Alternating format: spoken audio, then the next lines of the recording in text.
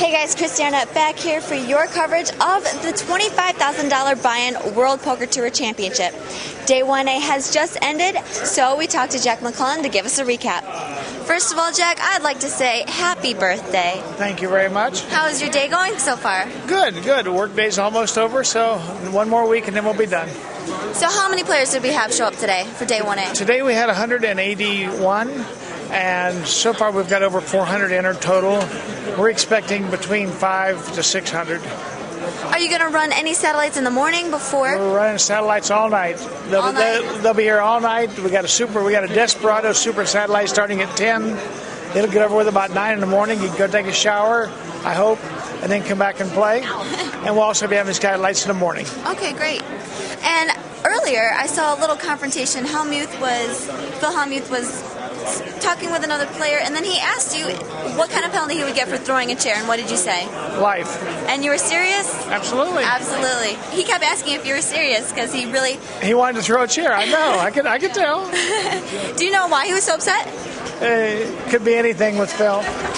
Today, players started with 50,000 in chips, and many of them passed the 100,000 mark. One of those was Roy Winston.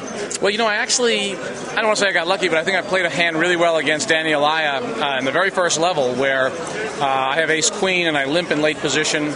He raises, and the flop comes ace-queen, 2 hearts. And I think he had ace-king, Danny, and I got him to get all those chips in the pot. And he and I play a lot together, cash games, and I think I was a fortunate flop. You know, I ginned him on the flop, and he couldn't get away from the ace-king, I think. So I doubled up there, which was nice.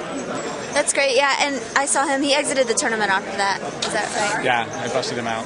How was the rest of the table?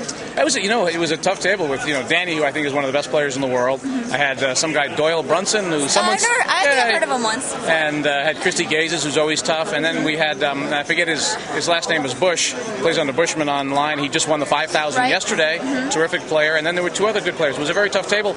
And it was, everybody played very tight all day long. We did have Bob Stupak at the table, which was good for some entertainment. Doesn't play a hand? No, he hardly played any hands, and he kept losing his chips, like losing them. We had to keep looking for them during the day. Oh, misplacing them? Like he drops a 10,000 chip on the floor, that kind of thing. But it was entertainment.